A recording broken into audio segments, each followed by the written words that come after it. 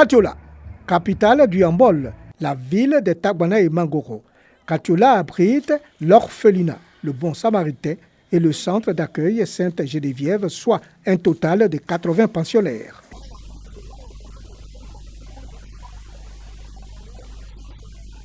Les membres de l'ONG Fraternité Handball se mettent ensemble pour une substitution parentale, développer l'amour, la solidarité et le partage afin d'améliorer le quotidien de ces créatures de Dieu qui n'ont pas demandé à naître.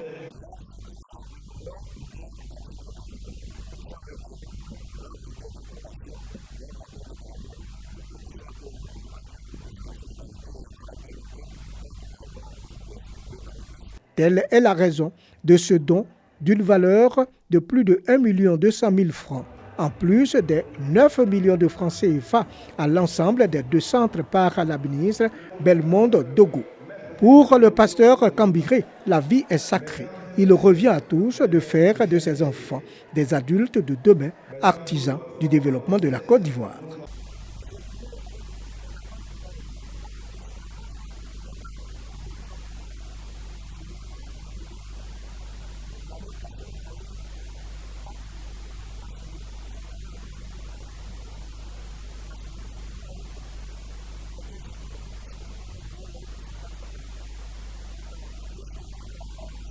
La marraine de la cérémonie a salué la toile de solidarité qui entoure ses enfants. Pour l'oratrice, c'est dans l'amour qui guide la charité que ses enfants trouvent la raison de vivre et d'exister.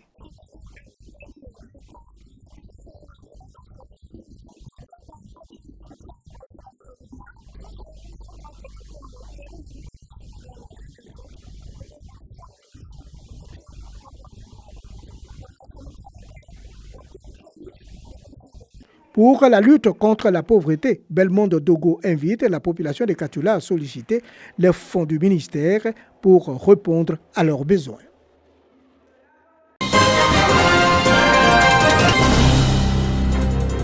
Nous ne prendrons ou n'administrerons volontairement aucun remède dangereux. Ce sont les étudiants de la 7e promotion de l'INFAS de Daloa, Institut national de formation des agents de santé. Au-delà de leur engagement, ils font la promesse au ministre de la Santé, de l'hygiène publique et de la couverture maladie universelle, témoin de leur sortie, la promesse d'exercer leur métier d'agent de santé dans la probité avec abnégation et conscience. La mission première de l'INFAS est de former des agents de santé excellents, compétitifs, capables de répondre aux attentes sanitaires des populations. Dernièrement, il y a à peine 2 mois, nous avons renforcé les enseignants à l'éducation civique pour que l'agent de santé qui sort de l'école de l'INFAS soit un agent de santé prêt à dispenser des soins de santé humanisés et de qualité. La 7e promotion de l'INFAS de Daloa constitue la vague d'étudiants entrés en 2018 dans cette école de formation des infirmiers, infirmiers et sages-femmes. Ouverte en janvier 2014, l'antenne de l'INFAS de Daloa compte un effectif de 1750 étudiants. L'établissement à ce jour ne dispose toujours pas d'un local approprié pour les enseignements. Grâce à l'implication des élus, autorités administratives et coutumières de la ville de Daloa, un terrain de 50 hectares a été acquis. Le ministre de la Santé s'en réjouit et invite les étudiants de l'INFAS de Daloa à cultiver l'excellence. Vous devez traiter les malades avec empathie et respect. C'est donc à justice que les professions d'infirmiers et de sages-femmes sont considérées comme des sacerdoces. Vous êtes appelés à servir dans un secteur hautement social qui impose beaucoup de sacrifices. La 7e promotion de l'INFAS de Daloa compte 134 infirmiers et 64 sages-femmes. Les étudiants ont été exhortés à incarner le comportement de l'Ivoirien nouveau et exercer leur métier d'agent de santé avec amour et humanisme.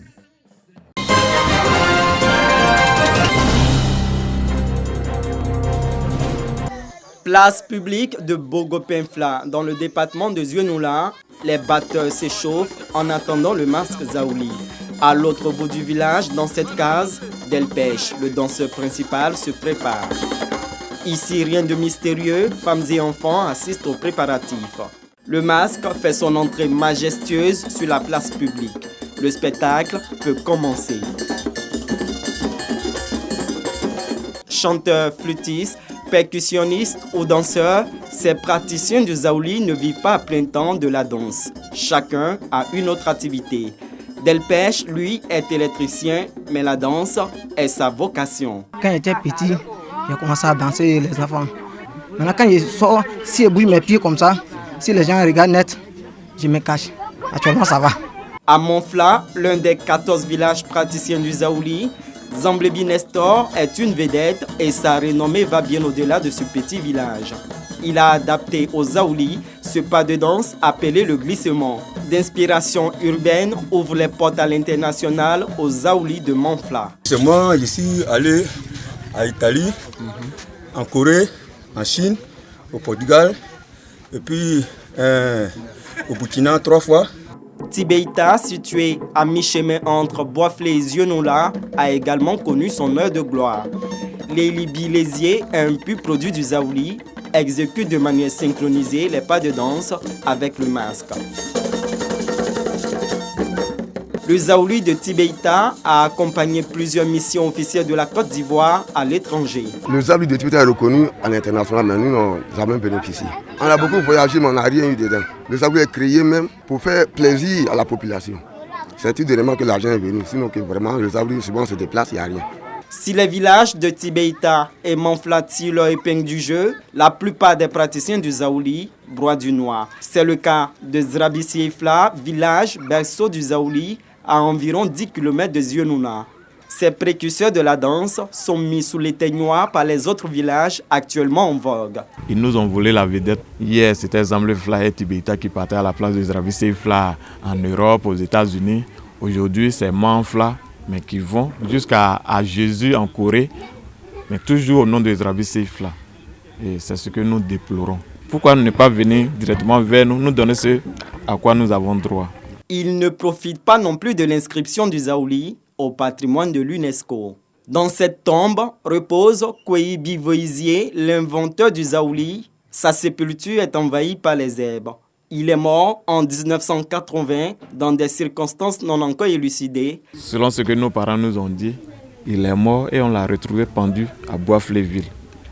Voilà pourquoi nous avons parlé des circonstances de sa mort qui nous a beaucoup peiné. Dans cette rivalité, certains villages tentent de travestir l'histoire du Zaouli. Face à cette tentative, le ministère de la Culture tranche, reconnaît à Zrabissi-Ifla la paternité du Zaouli. Selon les études, les missions, nous savons d'où est venu le Zaouli. Le Zaouli vient de Zrabissi-Ifla, d'où le premier danseur, Voisé, voilà. Au-delà de cette émulation entre les villages, les 265 praticiens du Zaouli recensés par leur association vivent dans la précarité. Puisqu'ils n'ont pas de rémunération en tant que tel, c'était bon, soit ils font des plantations, il faut qu'ils mangent, ils ont des familles. Donc c'est dans ce sens que j'ai souhaité l'appui du ministère de la Culture et de l'État de Côte d'Ivoire pour qu'ils soient soutenus. Anciennement, il y a le Zaouli de Dianfla qui, après un voyage en France, les danseurs ont pu se construire chacun une villa.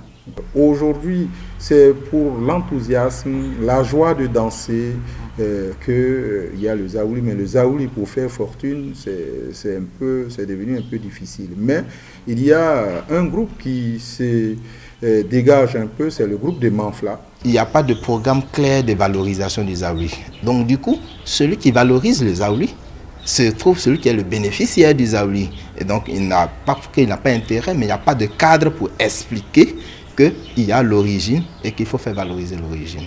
Le Zaouli est plus une source de développement pour eux que l'anacad qu'ils le font dans leur village. Donc ils ne sont pas oubliés.